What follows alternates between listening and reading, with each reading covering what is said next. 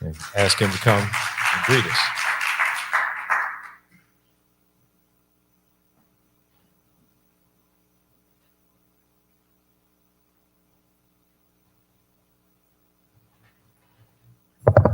Well, good afternoon, everyone.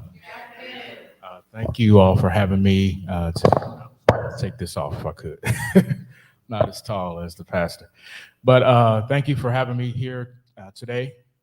It's truly an honor to be here. It's an honor to work with Dr. Hicks and his organization. He has a long resume of community work, grassroots work, and I just, when I met him, had an immediate respect for what he is doing, has done, and continues to do. I'm Ira Mallory. I'm a film director based here in Indianapolis, born and raised in Indianapolis, went to Barbara High School, and eventually went to LA and took a master class in directing with the late, great John Singleton. And I came back and started my production company. 15 years later, the last 2 years, I've been nominated for 4 Emmy Awards. I have taught filmmaking in workshops and film camps around the city of Indianapolis, working with young people and developing filmmakers. So I'm engaged in the community with my talent. I also am engaged with community issues myself. I serve on the board of the Jewish Community Relations Council. So I do a lot of work in the Jewish community and advocating for the Jewish community. And I've worked at the MLK Center in the past and volunteered there, working in our community as Black Americans as well, and making sure that we're whole. So this film was something that really meant a lot to me to be involved with and dealing with healthcare.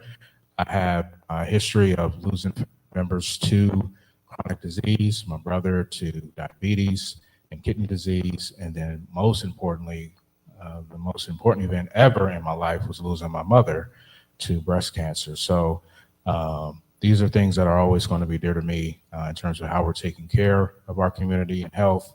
And it was just an honor to be a part of this, and hope that you enjoy the film and get a chance to see what I feel is so important is the work being documented, because generations from now, people will be able to look at the example that was set by the people who appear in this film and say, I can do that. Because we don't oftentimes think of it that way. We look at Dr. King footage and MLK or Malcolm X footage and footage of all these greats in the past, and we forget to document our time on this earth and the work that we're doing, because the same way we look at them, we will be looked at, by generations from now. So thank you for allowing me to be here, and enjoy the movie.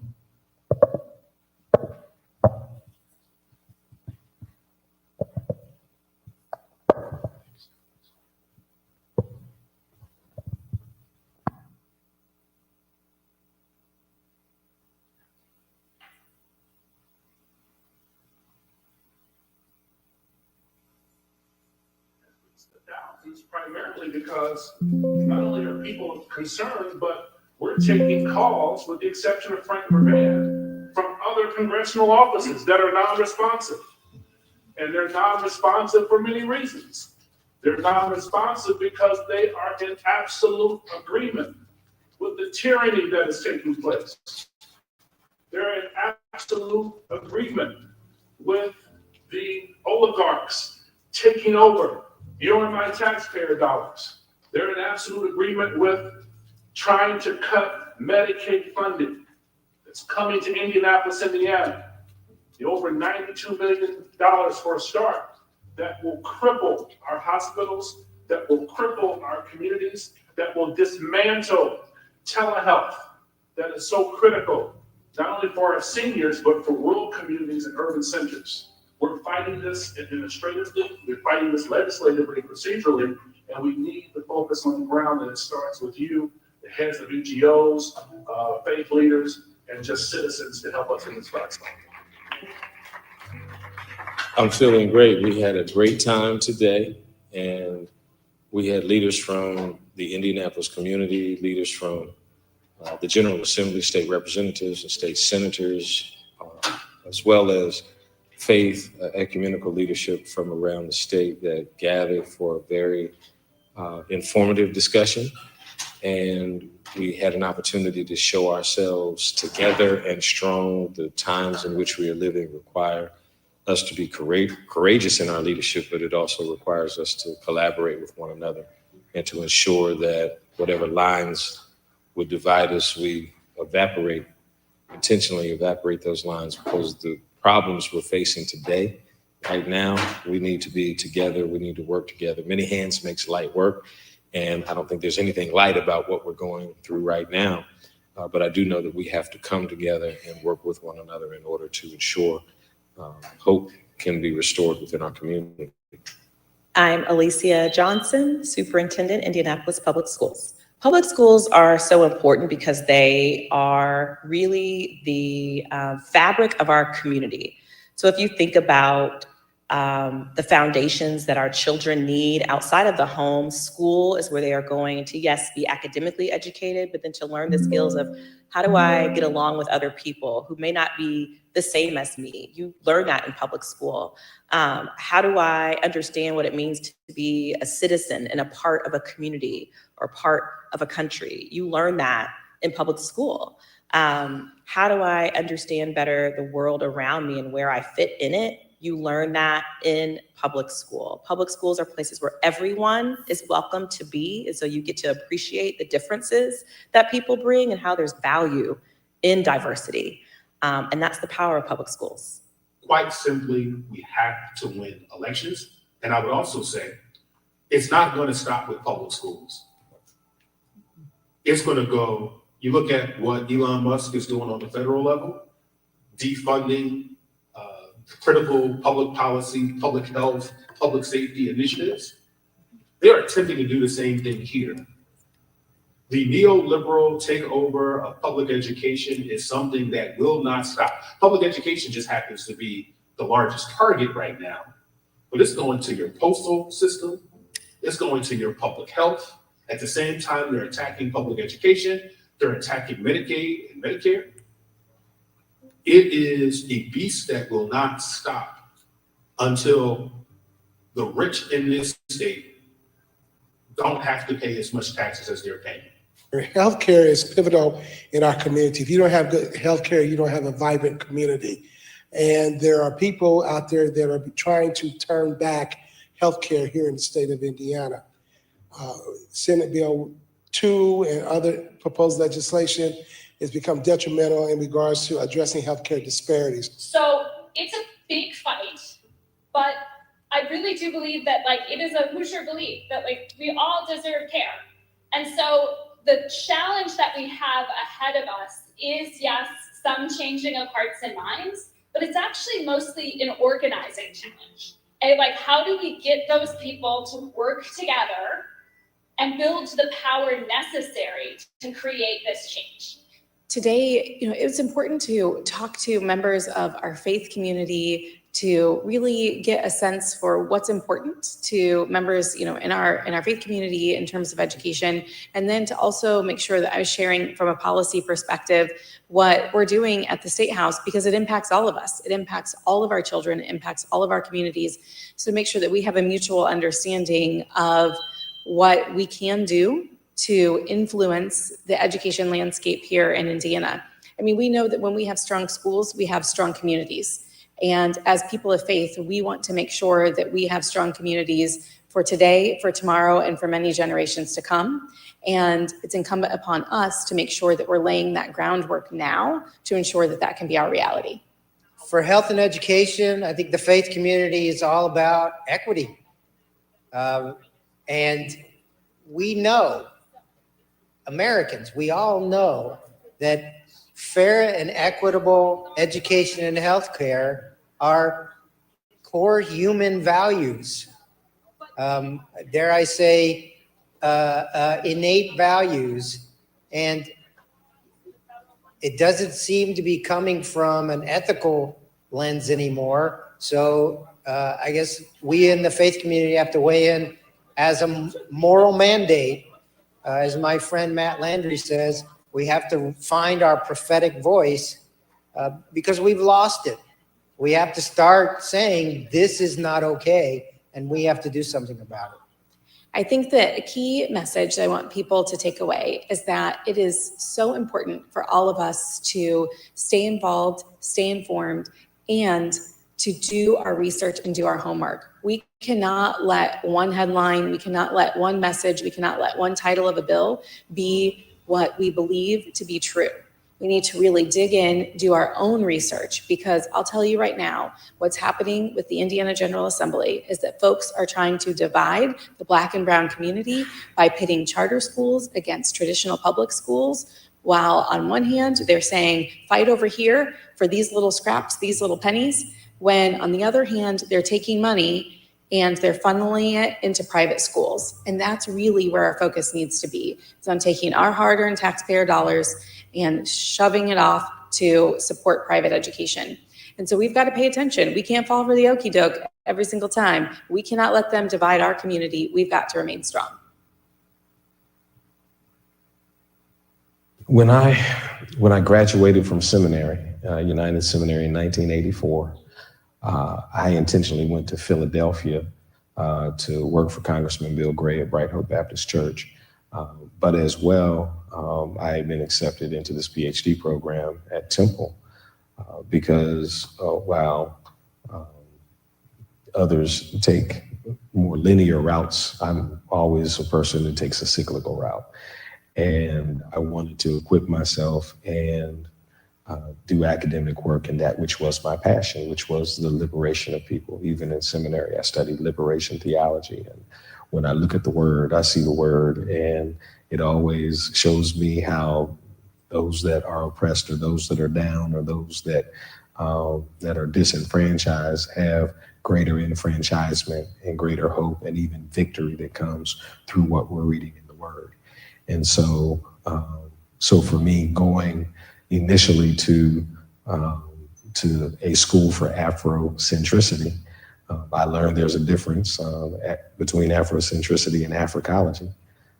Africology is the evolution of Afrocentricity. Afrocentricity became popular and became the costume. It became the aesthetic, Afrocentrics, the hairstyle, right?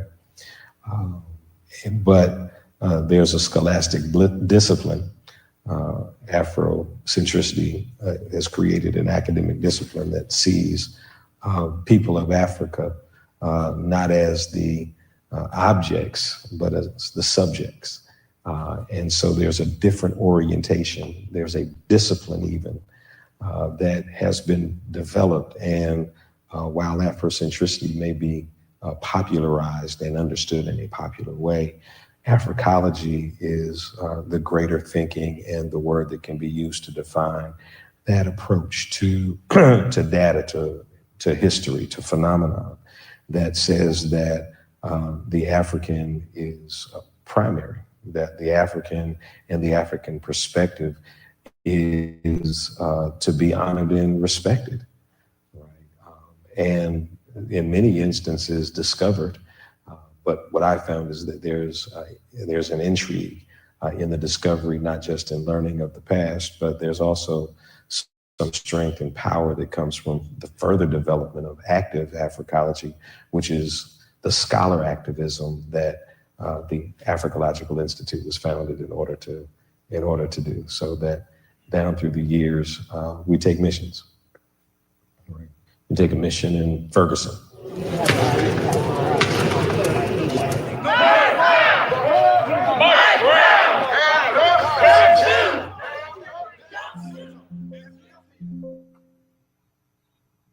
If I were to place a mantra on even the beginning of the Africological Institute, while I was back in 2001, it's early on. It's been around a long time.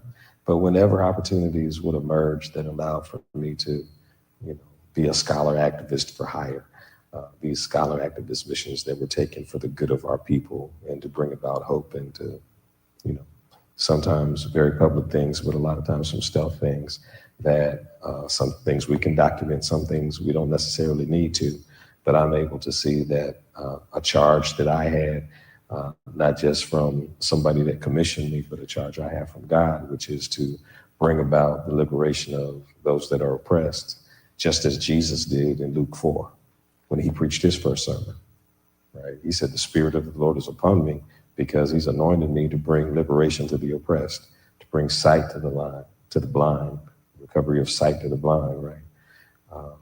The release of those that are captive, right? And so while that text can be understood certainly in a more esoteric or philosophical way, the practical nature of what Jesus said is that there are people that are oppressed that stand in need of liberation, and that's why he has come, and that's why he speaks. And so to answer an earlier question, that's the call. Right? We're all called as Christians. That's what it means to be Christ-like. And so we're all called to look at that example. And I look at Jesus and his ministry, not just what he said, but what he did. And I see that there are those that were down, there were those that were dejected. And what he did was he sought to bring enfranchisement. He sought to bring people back. He sought to lift people up and to get them into a relationship, yes, with the world, but ultimately to ensure that they had the relationship with God they needed to have as they deal with this world so that they could live this life, be fulfilled in it, but then get to that success, which is when you finally make it to the end of this earthly journey. I provide leadership for the Indiana Ministerium. You'll hear much about, I guess I should be standing. You'll hear much about our work. Let me take that as a key and a cue to say thank you to everybody that pulled this faith community consultation together. Humanity. We don't have that. We don't have that right now, going on right now. And so, in the mind of my colleague, we're living in a mean-spirited time. And you can't get. I think the role of faith is going to be what it always has initially been. But where we're getting it wrong is we abandon where we are now because we're not utilizing the faith that brought us where we are today. I think posed was during the education process panel, and that was we need the education piece to be more involved in the community before things get drastically out of control, to have community privilege and give privilege to community to help them in areas before they get too damaging and too bad. And then the idea of the hoodwinking of parties towards registered voters. We think the best way to win an election is to have low voter turnout. And we're going to have to change that. And we're going to have to find candidates out of the grassroots level who are not willing to be family members, but be workers of the constituency. When I think about this city, I think about a city that has not healed from the history of its own indulgence of racism for the many years that Indiana and Indianapolis have been in existence. We can go for legislation or litigation. What do we see out there now that we need to be concentrating on in terms of legislation and litigation here in Indiana? But we see so much how the meta-narrative that's coming out of Washington, D.C. is having such an impact on Indiana. And I believe we're also seeing that people are lining themselves and getting themselves in position to receive whatever advantage is going to come out of Washington, D.C. And so as we are where we are right now, if we're intent at looking at options for us to proceed, we're going to have to consider not just trying to press a supermajority to do something sensible, but we're also going to have to look at litigation, just as we heard earlier, with a federal judge that has stayed power accounts for the Healthy Indiana Plan now. That's litigation that is in place that has thwarted a movement that I view to be destructive. Where we are in 2025, we spend a lot of time trying to figure out who can get on the same, whether or not we can get on the same page with one another. When the philosophy I came out of Ferguson with was, we need to have, with this terrible violence that is taking place against our people, we need to have everybody doing everything. And so you do your thing, I'm going to do my thing. You take your approach, I'll take my approach. And we talk to one another, but don't stop what you're doing, right? Because that's a tactic to try to bring somebody in to try to get everybody on the same page and spend 2 months trying to get on the same page. And, half of us do at the tail end, but we lost 2 months of, not necessarily, I wouldn't call it momentum, but, dealing with issues that need to be dealt with, right? Because we're in committee someplace. Another thing that takes place is, well, who's the leader? I saw the article came out today. Who's the leader in the Black community? Well, is there another king? Well, right. Well, first of all, during King's time, not only did you have King, but you had Wyatt Walker, who was chief of staff, who was doing the work, right? And a whole Shuttlesworth and, Lofton. And there were a number of people that did not necessarily receive the notoriety or the attention, but they were willing to stay in their lane, stay in their groove, and be impactful and influential and provide the thought partnership, right, that then allows for a Martin Luther King, and very similar way with Malcolm X, right, that if there's no Malcolm X, right, right, then Martin King can't be as effective as he was. Right. Don't forget Malcolm X, right? That very real stuff that presents the backdrop. And so for us where we are, we can't let folks say, well, who's the leader now? Everybody's, you lead in your own way. And there are different people that have different organizations, but everybody leads, right? Everybody, there's enough evil out here for us to all fight it. They're coming at us with a whole bunch of different approaches, and it's all right for us to have different approaches coming back, right?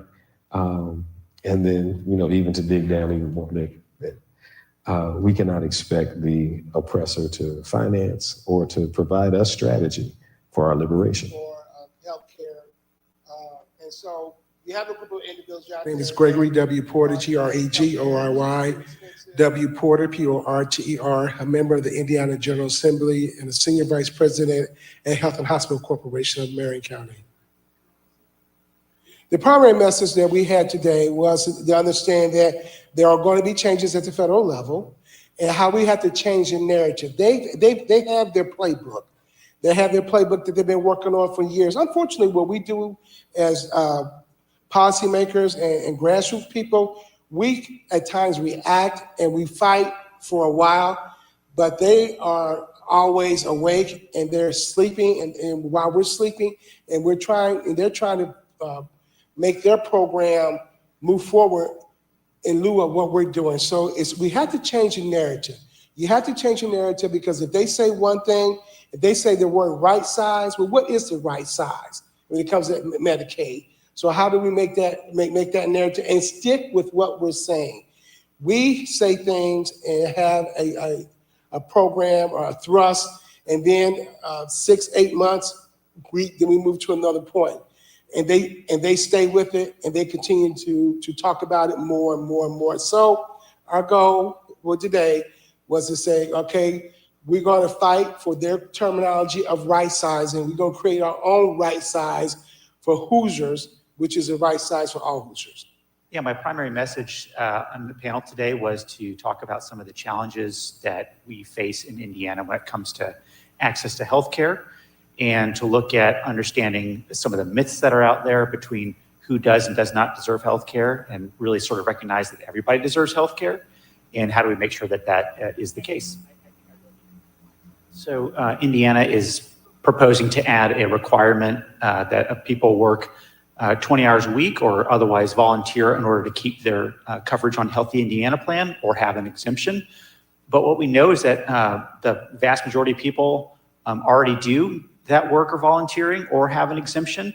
So really what this is just going to turn into is a paperwork requirement. So people have to check boxes.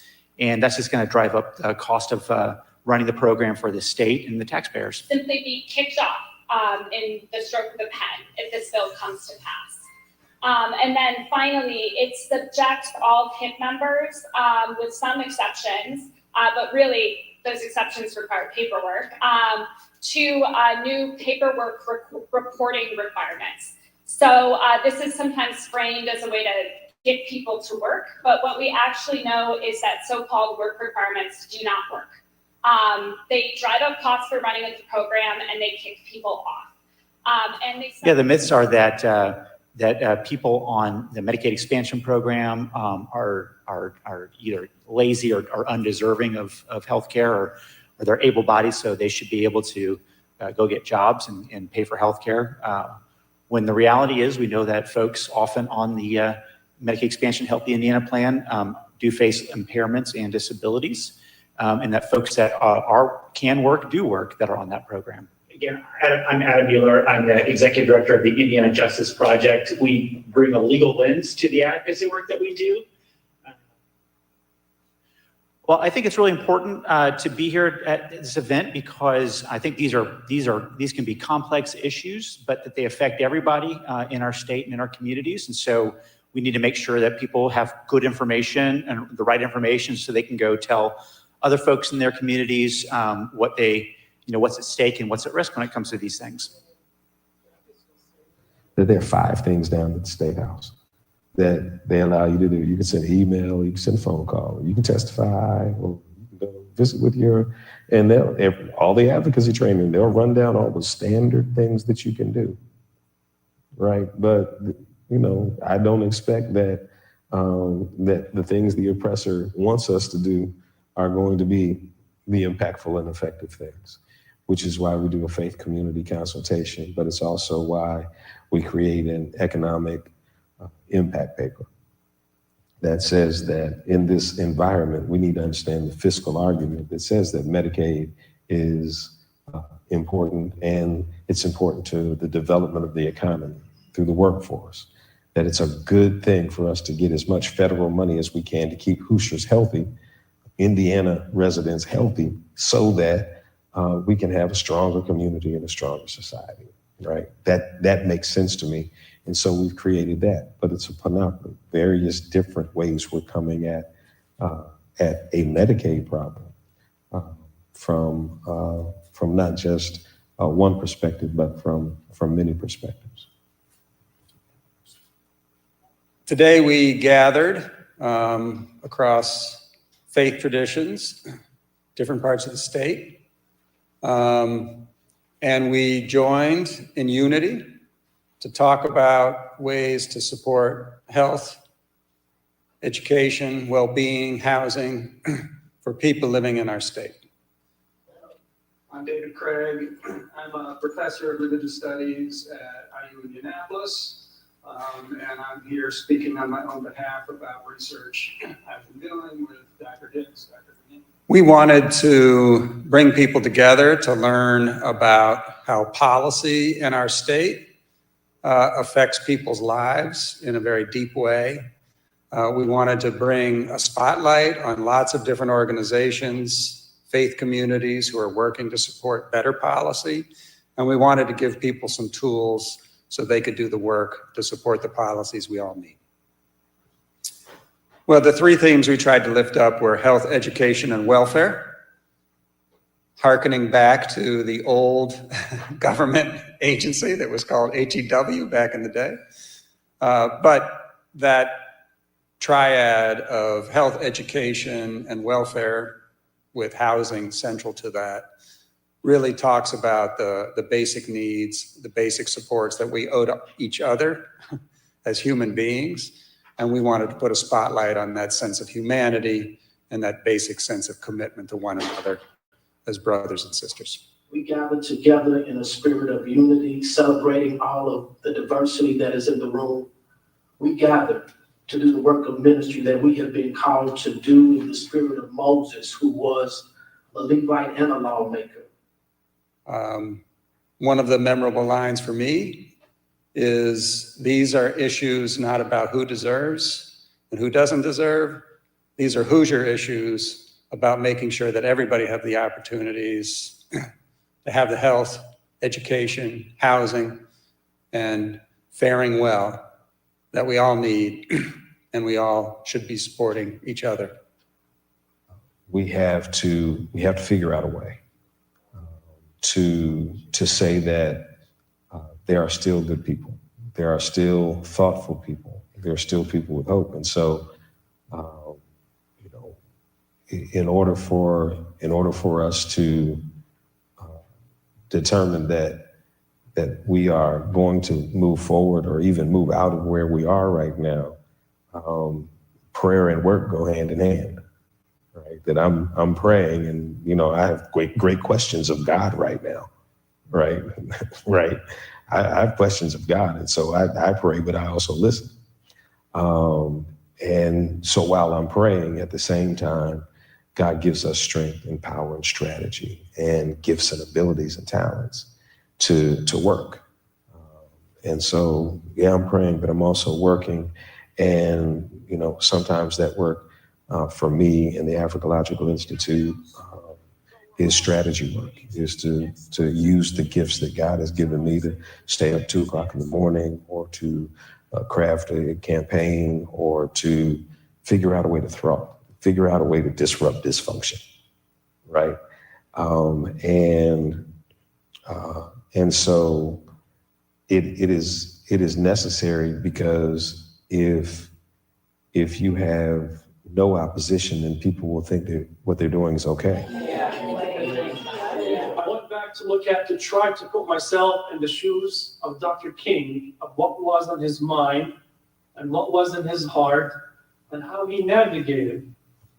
I'll select with you a few thoughts from Dr. King of that progress that we today feel that we are stuck in the same exact position that he was in, despite the progress that we've made. In 1957, he delivered the speech, "Give Us the Ballot." In that speech, Dr. King said, and I'll just quote a few of his quotes, "Give us the ballot and we will no longer have to worry the federal government about our basic rights. Give us the ballot and we will no longer plead to the federal government for passage of an anti-lynching law. Give us the ballot, and we will fill our legislative halls with men of goodwill. Give us the ballot, and we will place judges on the benches of the South who will do justly and love mercy." Today met my expectation and vision, because we had people from every walk of life. We had people from both sides of the aisle, from every side of the track. People that looked like me and people that didn't look like me. We were sure to ensure that many faiths and many cultural backgrounds were represented in what we offered on today. Not only did we have a diverse group, but we also had a very knowledgeable group. When we looked at health, education, and welfare, we had authorities on Medicaid and the Healthy Indiana plan that did that first segment. We as well had the superintendent of schools and State Senator Hundley and Gerald Blakely and Josh Riddick. That was a wonderful panel discussion with educators that are really involved and entrenched in all of the legislation that is floating right now that could be helpful or harmful to the citizens of our community, and then to have faith leaders, persons that have not just titles and positions, but they also have the heart to serve people.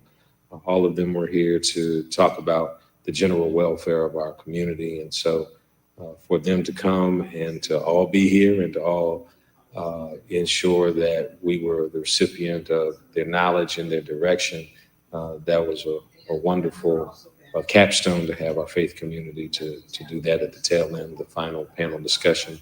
But all of the leaders on all of the discussions that we had, they were excellent, and I'm excited that we had the opportunity to learn more. And it's not just about learning, it's about the action that takes place afterwards. And so we're very clear about calls to action and making sure that these laws that are floating right now that could hurt our community receive the resistance and the opposition that is necessary in order for us to show ourselves strong, really show ourselves alive, because the situations we're dealing with require us to stir ourselves up and to do something about them.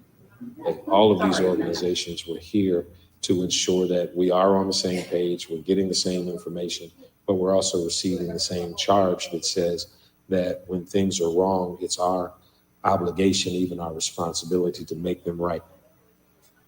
Faith community consultation is really for us to say, okay, we want to move into this arena as a group.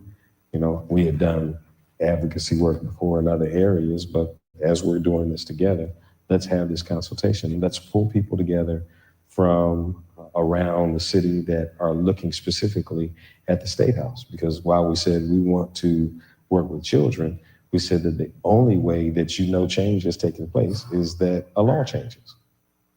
You don't know it's been impactful. You don't know things have changed unless a law changes. And so we said, okay, let's invite people that play in this sandbox. Let's invite people around specifically the area of early childhood education.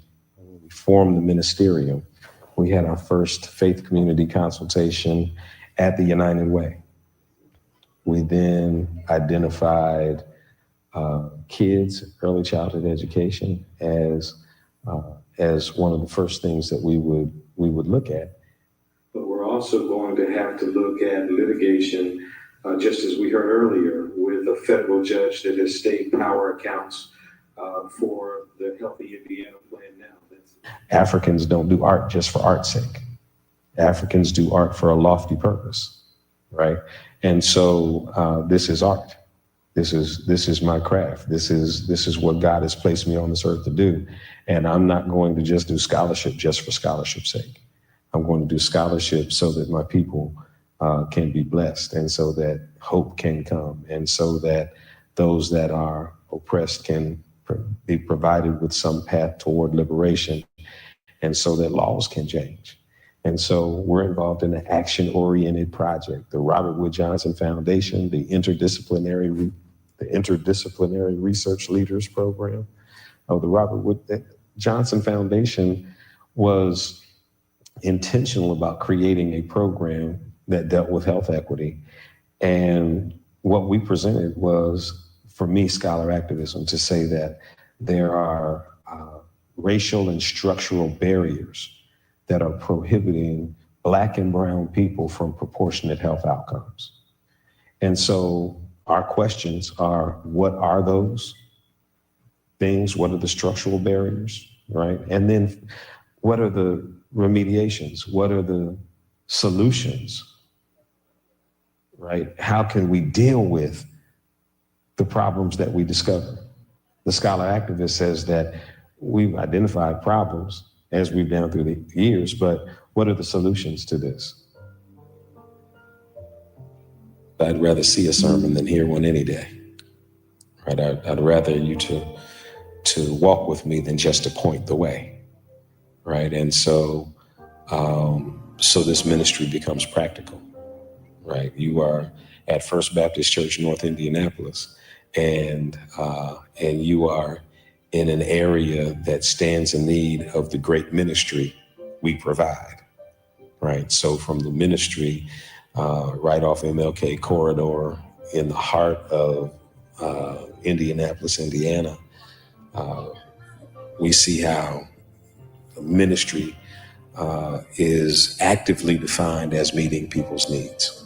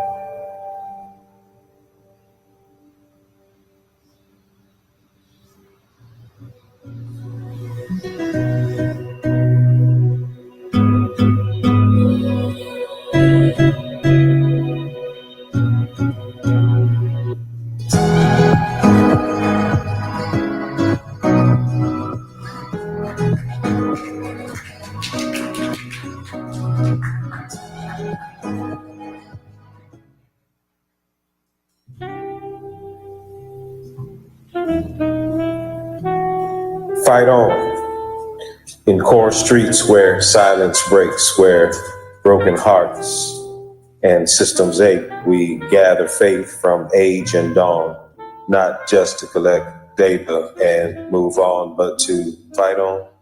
From pulpit strong to prayer mats spread, bells must now toll. God be found now. People are dying, so we rise, each creed, each voice, each song, each plan. We hold the line and fight for change, not for applause or fleeting gain, but for others who cry in pain, for sage warriors too tired to march alone. We raise our hands and still fight on. So right on to the dreamers past. We fight on for truth with resolve that lasts, with love as shield and hope as fuel, that which is right and intentional tool. Together now we fight on.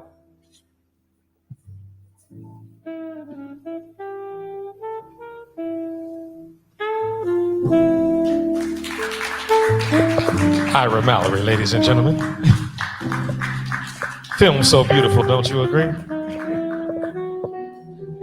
So thank you to Ira Mallory, and we're going to move into a discussion. Pastor G is with us on today, and we're going to ask that our media ministry would pull up our Africological website, and on there's the panoply that he has created. He is a marketer, he is a graphic artist extraordinaire, but he's also Pastor G, and so he's going to come and moderate.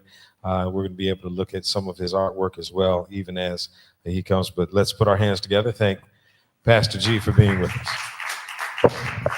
Bless the name of the Lord. We are in the house of the Lord, and so if you're glad to be here, come on, say amen. That was a wonderful piece that I believe sets the stage. Am I supposed to sit here? Is that what's happening? Okay. I'll sit on the side.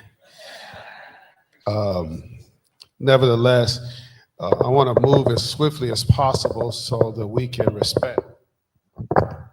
respect everyone's time today. And so I feel totally ill-equipped, and I shared that with Dr. Hicks when he asked me to do this. So I hope y'all don't mind me being a little shamefaced because I don't feel equipped.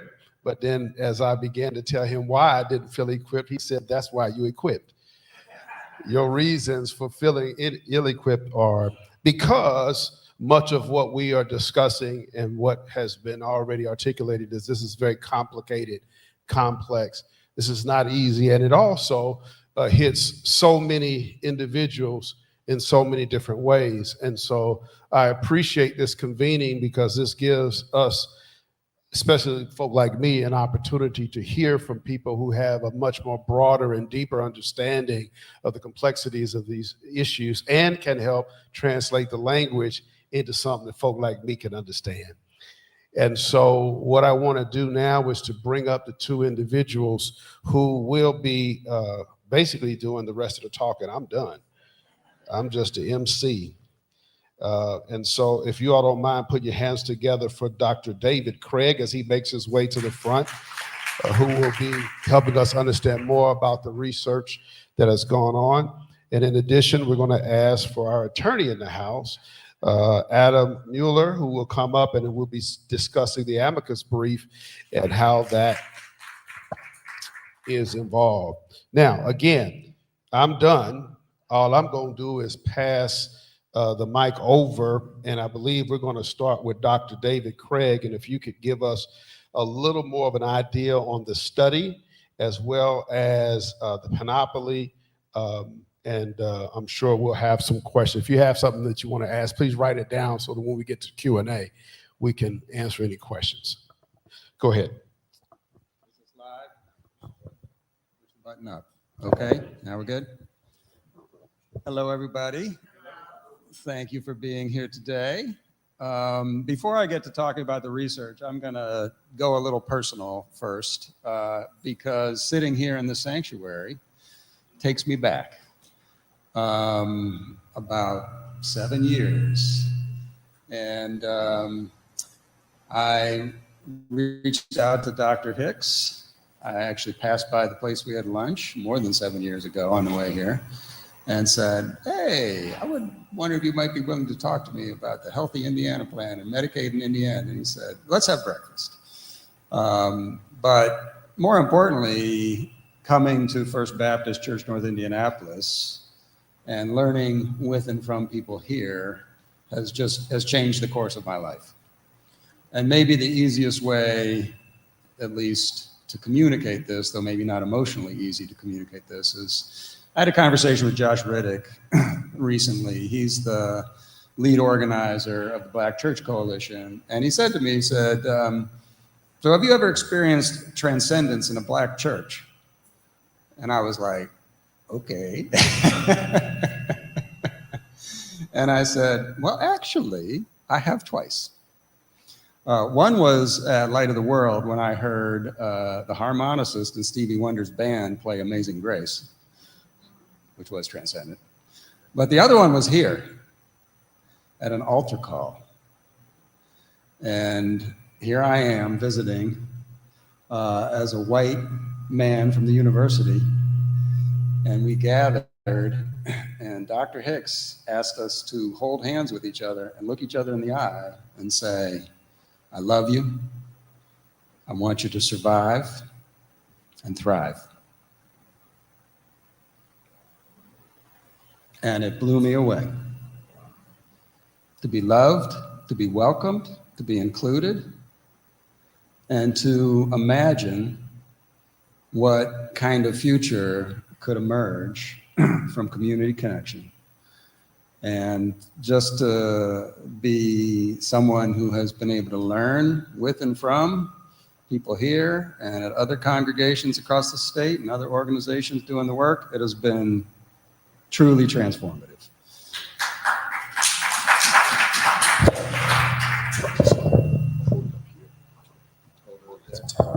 Okay, is that better? All right, so anyways, I did want to begin on that note.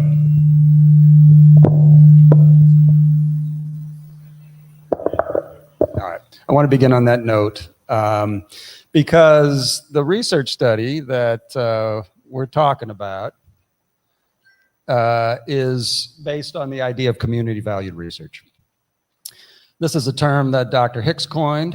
It's a rich and resonant term. This is how I find community work, is people share these rich and resonant terms, this collective wisdom, and then we try to explore it and grow into it, okay? So this particular research study was funded by the Interdisciplinary Research Leader Program at the Robert Wood Johnson Foundation, and it has been a 3-year journey building on other work we've done previously, including with Dr. Elaine Hernandez, who's a sociologist down in Bloomington. Dr. Hicks and I were the leads on this team, but it includes over 30 people contributing to this study, people doing the work of organizing a community leadership board, community experts across the state contributing their wisdom in what the Panoply calls a wisdom circle. It includes allies like Adam Mueller, who's done a lot of the legal work, including the kind of court case, which he'll talk more about going forward. It includes people doing quantitative work. It includes students doing interviews across the state. It's an enormous undertaking. And it only happens because a lot of people are working together, right? And that's what this Medicaid panoply is trying to communicate, is by all means available, to quote Dr. Hicks again, trying to give some sense of the work that has gone into trying to think about how the Healthy Indiana Plan works and doesn't work for people in the state, and ways to try to hold the line and maintain the kinds of supports that have been built historically by many people working very hard to put policies in place to freeze power. This is a term that I learned in the Interdisciplinary Research Leader Program, right? Social Security freezes power. Medicare freezes power. because it says this is legislated and it can't be taken away. And there have been a lot of gains in Medicaid to try to freeze power, and that's being unfrozen right now. And this is going to have dire consequences for lots of people in their individual lives. It's going to have consequences for our healthcare system. It's going to affect workers across the state, right? And so this panoply tries to be this kind of open source, multimedia, multimodal approach to responding to the challenge of the day. And it includes things like, how is this going to affect our economy? What's happening legislatively? And so there's a lot of testimony in it about people trying to push back against laws that are being passed. The economic impact report was shown during the film today. It includes an amici curiae brief, a friend of the court brief, which is currently before the DC District Court of Appeals to try to support the kind of lawsuit that Adam Mueller is going to talk about. It includes faith community leaders, as we saw in faith community consultation. It includes community leaders through the Community Leadership Board, right? All of these different groups are necessary because this is the time when community voices need to be raised. And this is really what we're trying to ask for right now, is how can we get community voices to rise up? One way is to sign on to this amici curiae brief, which again is going forward here, right? But that's really what it's about. And that's what community valued research is about. For me, there are two key components of this. The community is the expert. I think I shared this phrase with Dr. Hicks early on when we met. I would modify that and say there are many communities, there are many perspectives within communities, of course, but nevertheless, there is a kind of shared cultural intelligence and a kind of on-the-ground practical know-how that speaks back to power. And it's essential to engage with community voices. For me, one of the things I've learned in this work is you got to listen for people's dignity. You got to listen for people's dignity. Because everybody has a story and everybody has intelligence and everybody has something to say, right? So that's kind of a quick encapsulation of the study. I guess one other aspect of community valued research I'll just mention is it's got to be valued by the community, right? It can't just be coming into the community, listen to people, and walking out. It's actually got to be valued by the community. And so I'll stop there. Maybe that gives a little bit of context on what we've been trying to do. But I hope what shines through it is coming together in community to raise voices, to advocate for the society that we want, desire, and will build. Thank you. Clearly, the community aspect of what you just really articulated, is why we all are here today, is to continue to maintain the dialogue and interaction intimately. I mean, clearly we're here where you have an opportunity to ask questions. And so this seemingly is a continuation of what was started, let's just say 7 years ago when you began that conversation. And so that's just a great example of commitment to not only the work, but the people who are impacted by the work. Mueller, if you don't mind, if you could give us, and again, write that down. Any question you have is when he's done, we're going to open up for any questions you may have. If you don't mind. Sure. As you have heard, I am an attorney, so if you want to interrupt me as I'm talking, feel free to. I'm pretty used to that. So I'm going to talk about the litigation and talk a little bit about the history of it, and it actually dovetails really well with what Dr. Craig has already talked about. I'll talk about how it started, the process, and then where it is now, and I'll talk a little bit about the amicus brief that Dr. Craig and Dr. Hicks have both referenced. But I also want to really make sure that we spend a little bit of time talking about some of the current threats right now in Medicaid and in health coverage in this country, and what's sort of down the pipe. I think it's really important for folks to really think about that and sort of think about how that's going to affect your community and what you can do about it.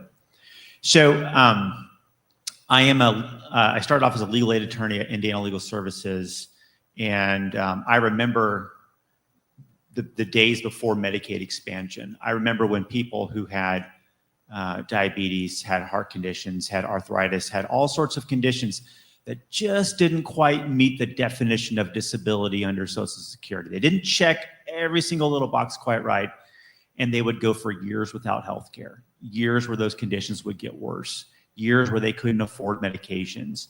And then when we expanded Medicaid under the Healthy Indiana Plan is what we call it here, but when we expanded Medicaid, it was almost like a night and day situation where all of a sudden people didn't have to go through this process of proving that they are worthy of health care. They could just sign up for health care, and it was truly amazing. And so for the first few years, we were really sort of happy with where that was headed. In 2017, the folks at the federal government decided that they thought that people had it too easy getting health coverage, and so they needed to add some more barriers and some more ways to get people from keeping that coverage. And so they said, "Hey, everybody, if you want to add work requirements to your Medicaid program, you go ahead and do that." Well, Indiana was one of the first, sort of at the front of the line, saying, "We want to do that. We want to add those work requirements." Indiana already had plenty of barriers that weren't technically allowed under the law, but they got waivers to do that and permission, special permission. So we started looking at what can we do about it. We started talking to national partners and saying, look, people are getting hurt by this. We were happy to expand Medicaid, but people are losing their coverage for not paying $1 a month, or oftentimes they paid that $1, but the system doesn't recognize they paid $1, and all of a sudden they're going to lose health coverage and they can't get it back. And so we were sort of actually at the point where we were thinking about filing this lawsuit, and we were pretty close to doing it. And the last event that I went to, or last thing that sort of happened before we filed that, is I came to the unveiling of one of the reports here in at the Education Center, and I heard stories that came out of that report, and it was just one of those moments where you're like, this is what we need to do. We absolutely need to do this, because people shouldn't be losing health coverage for the dumbest reasons in the world. So we filed the lawsuit with about four plaintiffs. So we represented the plaintiffs in addition to co-counsel, lawyers from the National Health Law Program, and some other private attorneys that were doing this for free, doing it pro bono. And Indiana was all set to roll out their first initial go at this work requirements. And as soon as we filed that lawsuit, they said, we're not going to do it now. And I realized they didn't want to do it. They didn't want to do it because they knew how hard it was going to be to run this really expensive program that was all it was going to do was kick people off coverage. And they said, we're going to voluntarily pause until this whole thing was sort of sorted out. Well, then COVID hit. And when that happened, everything just kind of on hold. And we spent the next years realizing that we can provide healthcare to people in this state cheaper and better by not adding in all these other burdens, adding in all these features to this program that end up just hurting people, causing people to either lose their coverage altogether or get downgraded in coverage so they couldn't see a doctor, couldn't see a dentist or a chiropractor, some of those sorts of things. Well, then a couple years ago, a year and a half ago, as the pandemic as the emergency sort of wound down, Indiana said, we're gonna bring these things back. We're gonna bring back these power counts, these things that are gonna really kind of hurt people. So we had no choice. We said, well, in that case, we're going to reactivate the lawsuit. We had a couple of new plaintiffs join us, and we said the plan Indiana has to bring these things back, these power counts, these sorts of things, still it still violates federal law, and it needs to be removed. So we did all the briefing where we filed a brief and said, here's our argument. They filed their briefs. And in June of last year, a judge in DC agreed with us and said, "You're right. There is nothing that this state wants to do with all these little barriers and burdens. This doesn't follow federal law, and I'm not going to let them keep doing it." We thought that about 200,000 people at least were going to lose coverage. If Indiana got permission to do it again, those 200,000 people got to keep their coverage, and we were really, really happy about that. So then after that, then the case goes to, after you have a trial case, you then can go to a court of appeals where the judges at the court of appeals level will look at it and they'll say, well, did the trial judge get it right? If you lose there, then you can go up to the Supreme Court. You can ask them to take a look at it. But right now, the case is at the court of appeals. Here's the really important thing. For the attorneys that represent the plaintiffs, the four or so folks that are on the lawsuit, we have a lot of limitations in what we can say. We really have to talk about how the thing that the state of Indiana wants to do, how that hurts those individual people. But there's such a broader voice about what's happening in communities and what's happening to the public when it comes to doing these sorts of things. But we can't get into that because that's not really our expertise. So that's why what we end up having is people file these things called amicus briefs, amici, however you want to say it, which basically are just say, here, we're a friend of the court. And what that means is we're going to tell the court our perspective. We're going to tell the court how the decision they make is going to affect our communities. It's going to affect public health. Dr. Hicks joined with the brief of the Public Health Association folks, sort of a national group of folks. And I was really excited to see the research that they put together was cited in there. It's got some footnotes in there. It's now a part of the official record of the case. And so that means that not only is the research, not only are these community conversations important for folks and learning about Medicaid, learning about programs and that sort of thing in the community, but taking that research and making it activated, making it a part of a court case. That's really cool. And to me, that really, really, really validates the work that Dr. Hicks and Dr. Craig and everybody that was a part of the process. Really, really validates what they're doing. So I'll stop there. Okay, well, actually, I'll say one more thing. The case will probably be decided in the next 6 months or so, maybe another year. There's going to be some oral arguments where they go and argue for the judges. But we're sort of stay tuned. We're sort of in a holding pattern now to see what's going to happen. But I'll stop there on that, and I'm happy to take questions.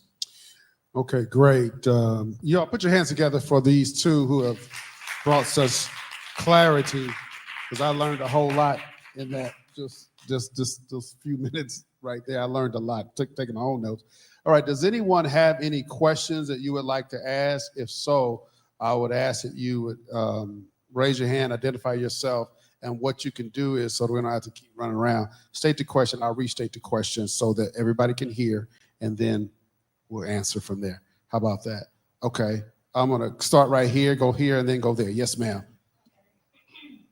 My name is Liz, and I have a question. So how does a judge in DC determine that, this is wrong? Is there like how does that work? Is there like a circuit where you pass along these issues and a judge says, okay, I agree with this, or how does that work? Yeah, good question. That's the kind of question somebody that might go to law school would ask. So be careful. That was, I was going to try, but that was, I think you were asking, how is there a circuit or something that passes? How does a court in DC gain access to make a decision about what is being filed with our folks? Yeah, so it's a really good question.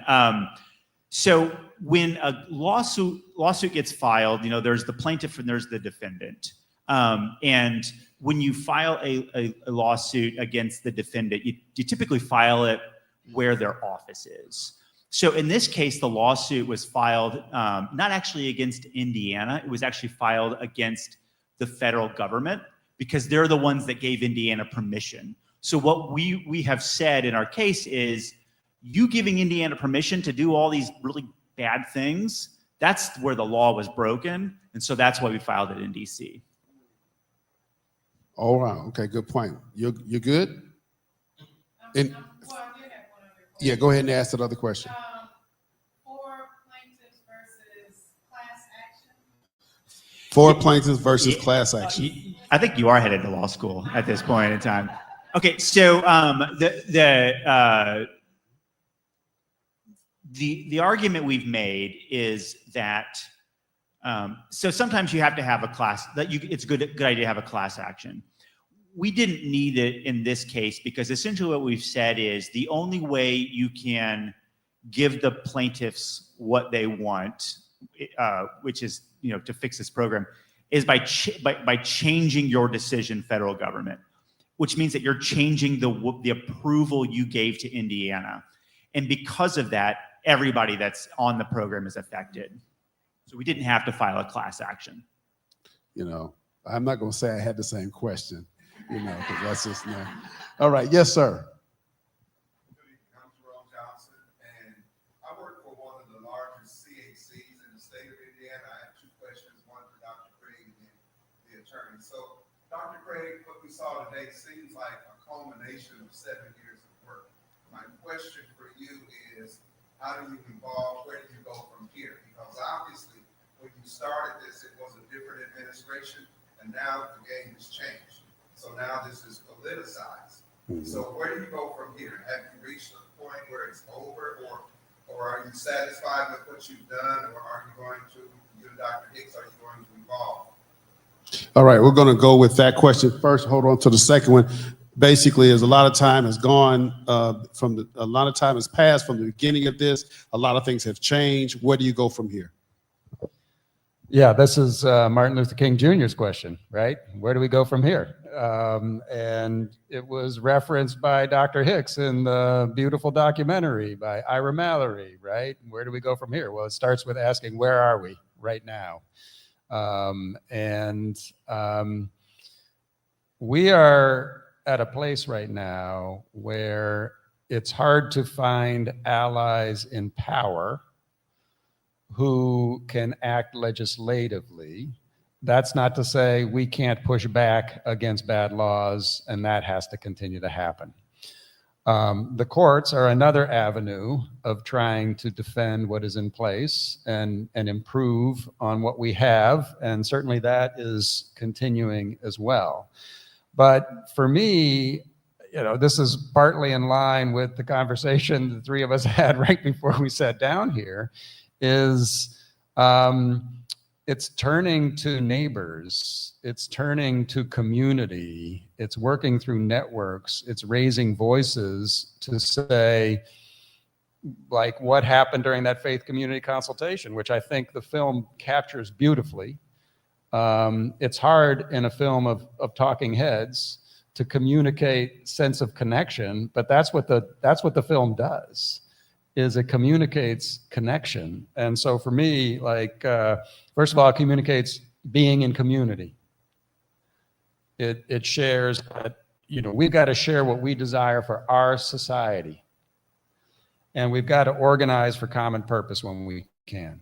And one of the ways to do that is, what we're hoping for is that this Medicaid panoply is something that attracts people's attention and invites people to respond and work from it and sign on. So can we work through, the kind of national denominational organizations to say, please sign on to this amici brief and use these resources you can to work with and partner with people in your area who are leaders of organizations, faith communities, to challenge the people in power regarding what's happening around Medicaid in particular. Not limited to Medicaid, but since that's what we focused on. That's got to be a huge part of this, is organizing. How do we get organized? And I'm also, reminded by our conversation that this is not the first time that large groups of people in this country have been left out and shut out and found a way to make a way out of no way. And so it's a matter of learning from people and communities and traditions that have done this for a long time. And that's something that people like me need to sometimes just listen and learn and support where we can.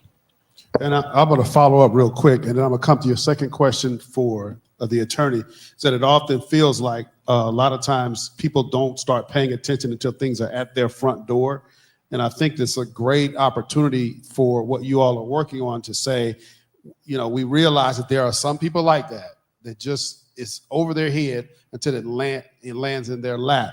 That at least when that happens and they lift up their head, they can see something that has already been researched, evidence-based, put out there, distributed, available, that people can access when it does hit their lap, even though they may have not paid as much attention up until that point. Your second question, sir. Dr. Hicks has this thing about cyclical, and 1787, Thomas Jefferson was talking about the tree of liberty and watered with the blood of patriots, and we wonder if we can return back to that, because basically that was an indictment against injustice, where it was encouraged that people rise up against the government and injustices. But in the end, my question for you, attorney, is this. This is now a political thing. And when we look at this, it's basically chess moves. So moves are being made now to redistrict so that those who are in power stay in power. What now is the move that those who are against that make? And secondly, once you make those moves, how do you get the people involved with that? I can't restate that. Sorry, I was loud enough. I think I understand the question, and I'm also going to say something about that I think is really relevant to what's happening right now with at the federal level. So one of the things that when we originally represented folks in filing that lawsuit, we were challenging the approval of work requirements. And we were saying Congress, the feds, never gave permission for states to be able to add a work requirement onto their Medicaid program. Medicaid's a healthcare program, it's not a jobs program, and it's just two different things. We want people to get their healthcare, and then they're healthy enough to work. That's the way it works. So the problem, though, is Congress, like you just sort of mentioned as a chessboard, just changed the rules. Now every state has to run a work requirement program, right? Or as we like to call it, a work reporting requirement, because that's really what it is. I don't know how to answer that question other than to say, here are the things that I think that give me hope. One of the things that gives me hope is that for the first time, maybe, and certainly in my professional career and in my lifetime, Medicaid's not a dirty word anymore. Medicaid has some of the highest approval ratings as a public policy out there. And that really is a byproduct of the conversations and people coming out of the woodwork and saying, you know what, I'm on Medicaid, and this is how it has changed my life. Or I hear a lot about people that say, if it weren't for Medicaid, I wouldn't be able to go to prenatal visits. If it weren't for Medicaid, my kid that has an autism diagnosis wouldn't get their treatment. If it weren't for Medicaid, you know, when I was a student, I couldn't go back to school to get my degree. I couldn't open my barber shop. These are the things that Medicaid allows us to do. And so people are starting to see that. And so my thought is you have to democratize health policy as much as possible. You have to make it as easy to understand as much as possible, and then allow people to activate on that. Allow people to hold legislative leaders accountable. It's tough when you change the rules of the game, when you do things like redistricting, that sort of thing. But here's the other thing I would also say about this is, when we talk about communities, and that was one of the points that was made in the film that Dr. Craig also mentioned in the film, which is Medicaid works for people sitting in this room in the same way that it does in places like in rural Indiana. And so no matter where you are in this state, people need health coverage. And so thinking about how to connect in with folks that are in places like, outside of Fort Wayne or down in Evansville or wherever it may be, and just realizing it's our program, and how do we sort of make those conversations, those connections. There should be communities like this community right here doing these sorts of things all over the state. And I know some of our friends like Tracy, who you might have seen in Hoosier Action, has really works in rural communities. But she makes the point that, whether you're black, brown, or white, healthcare is healthcare, and we all need it. I'm going to come to you in just a second. I do want to kind of pick up off of what you're saying as relates to the future and kind of where's this going. There's a statistic that's rolling around that says by 2037, we'll have more people 65 plus than 18 and under. And if that is the case, I'm wondering how is all of the monkeying that's going on and the convoluting and making all this as complicated as it could be. You remember there was conversations about the marketing of Medicaid was being played around with earlier in the year. I had a meeting just yesterday where these things were thrown out at me. Medicaid, QMB, SLMB, QI, home/community-based waiver, nurse level of care.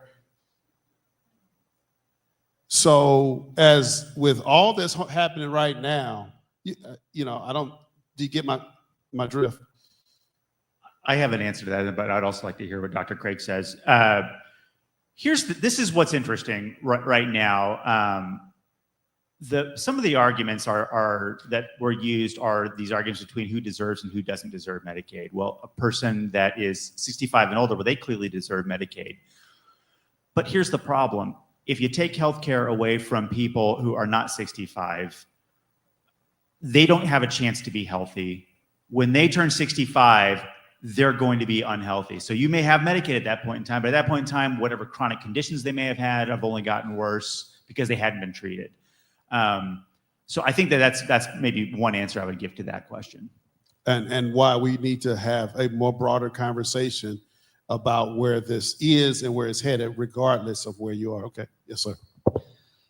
Your question about demographic, or your statistic about demographics, is new to me and chilling, I have to say. I don't have a ready answer for it. I'm going to jump to the point that you made second, which is all of the acronyms involved in healthcare and policy, and it's just impossible to follow it for people who are on the outside. One of our community leadership board members, Bishop Bill McGill, who is the pastor at Imani Baptist Temple in Fort Wayne, loves to use poetry. And he coined this phrase at the end of one of the community consultations in Fort Wayne that we did, which was, complexity hinders equity. Complexity hinders equity. And then you can build on that and say, complexity doesn't just hinder equity, it gets people stuck in positions where that they cannot get out of. So it actually creates a legacy of inequity. And that's, in some senses, that's what we have to do in response to all of this confusion and terminology, is to unravel it and to hear those nuggets of community wisdom that can explode and bring people in a little bit more. Good, and often translate for them what's really going on, because they can articulate it, but they're not going to say it in the terms that might fly in the Supreme Court, but it flies in my church. I just hollered. All right, yes, ma'am.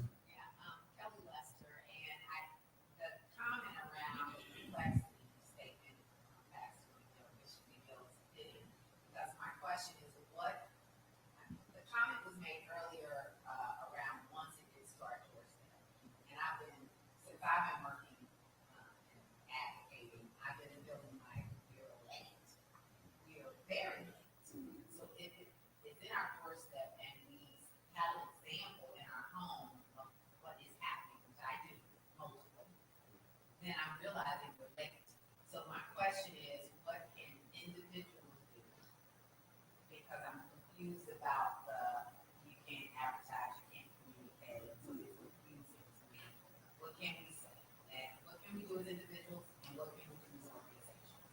All right, so she's saying with the complexity and with the reality that it hits people's doorstep, and by the time it hits, people feel like they're too late, what can individuals do and what can organizations do to advocate, okay, for that before it's too late? And that's for either one of you, if not both. This is the last question, by the way. This is also the last question. Oh, okay. That's a great question. And I'll just preface it by saying the way the bill cutting Medicaid is structured is most of those cuts don't hit until January 2027. So it is all about later. It's all about making sure it hasn't hit people's doorstep before the next election. And so this is a very live and real question. I think individuals and community organizations need to work together, and that community organizations need to create those spaces for individuals to raise their voices. That is the way forward right now. And I'm gonna make a plug for art, because this was something that was introduced to us during the interdisciplinary research leader program training, was the importance of art as a way to reframe the conversation and to cut through and grab people's attention. So I can share that when I texted yesterday the final copy of the Panoply to my daughters and wife, they were completely wowed by the graphic work that you did. Gert Enterprises, Pastor Gerton, you brought your heart and soul to designing an amazingly engaging document that cuts through the inability to focus and pay attention, because we're just bombarded by so many important pieces of information. And when it is brought together in a rich set of imagery that taps into history, that gathers people in to read about, issues in very clear language, take away quotes, all of this, that is just absolutely essential for people to fight on. To fight on. And poetry makes a difference too. So I seated somebody in the audience. I hope she's willing to do this, Laura Henderson, because she is a key member, along with Kelly Lester here, of our IRL team, and a key person here at First Baptist Church North Indianapolis. And a year ago, about this time, Cubs the poet was here at the last Health Equity Forum, and he did an extemporaneous creation of a poem that I thought it would be nice to share in this moment. So if you don't mind, I'll bring you the mic.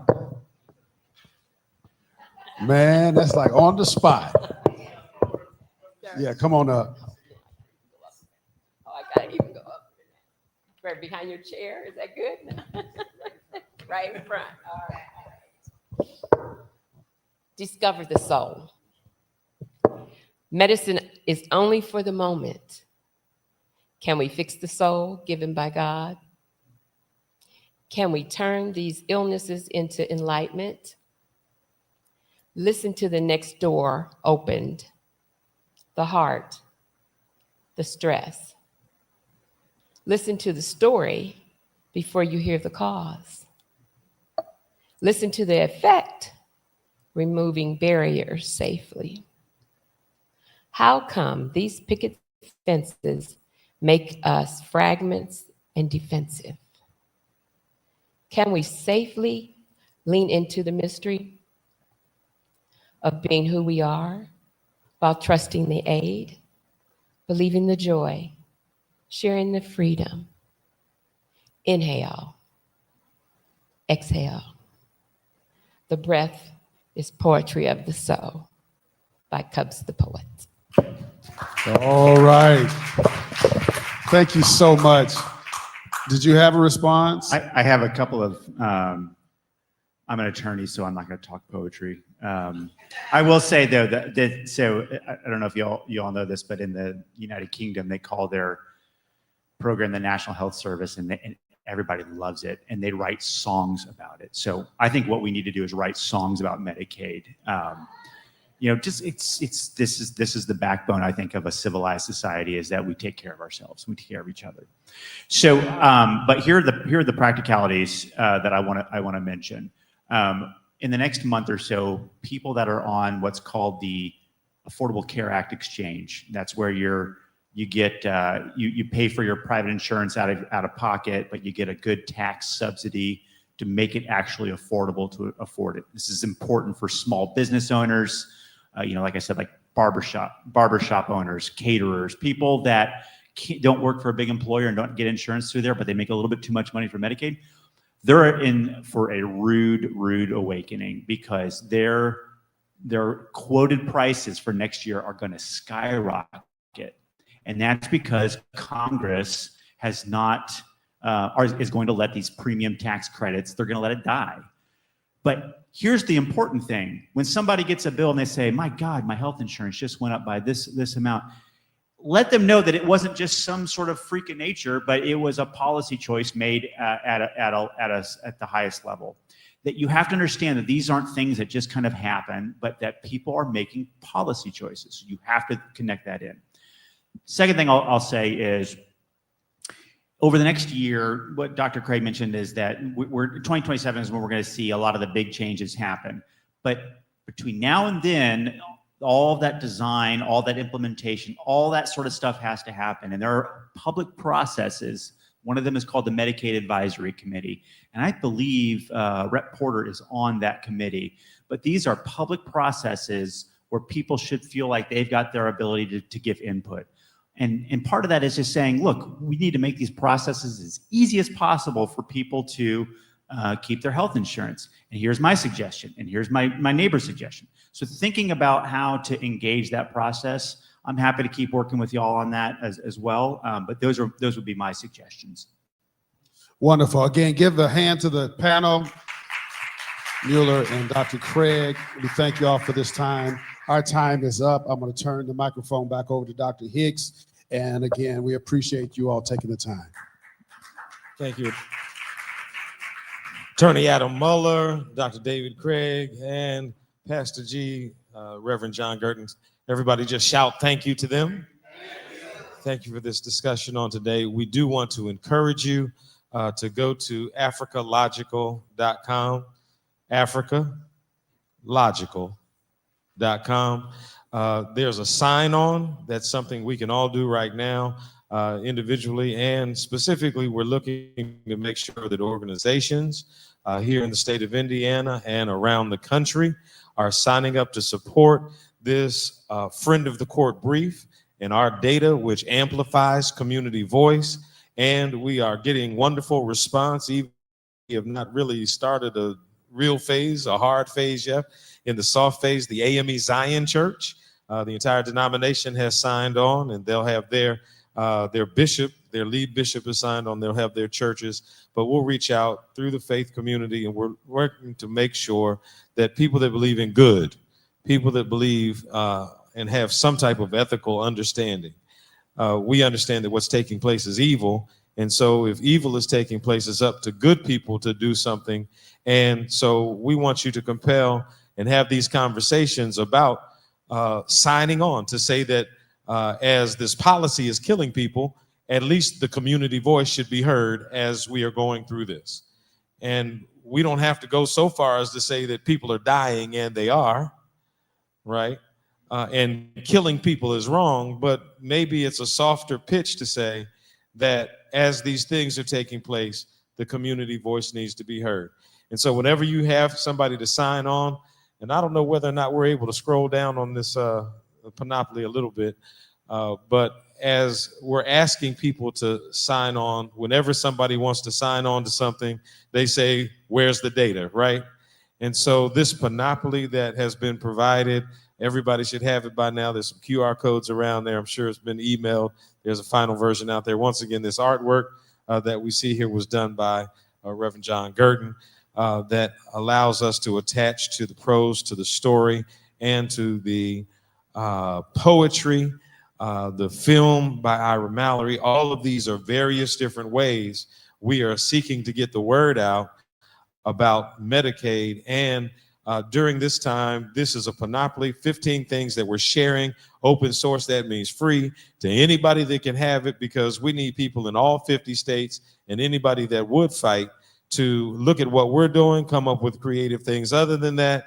And what we're discovering is that people are saying, wow, if you did these things for Medicaid, there's some other issues that we can take a page out of this book in order to do that. So please go to, there we go, admin extraordinaire. All right. Please go to the Africological Institute's page, africological.com. You'll see a yellow piece on there that says sign on to FightOn. You'll also be able to grab a hold of the final version. Reverend G say final. Final version, yes, of the Panoply. And then what is that thing at the bottom? What does that say? That's the YouTube channel. And so we want to thank everybody that has the opportunity to share with us on this live stream.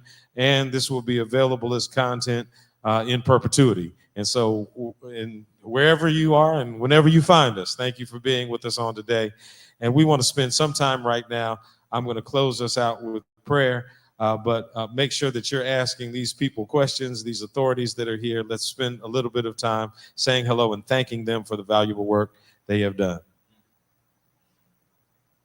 Eternal God, we thank you today for the opportunity to gather and for work that is greater than we are ourselves and can only be empowered by you. We ask that you might continue to bind us together, allow us to know that teamwork makes the dream work. Allow us to know that many hands makes light work, and allow us not to be discouraged during dark times, but allow us to look to light and look to hope and look to strength. And so on today, we ask that you might continue to bless us and keep us.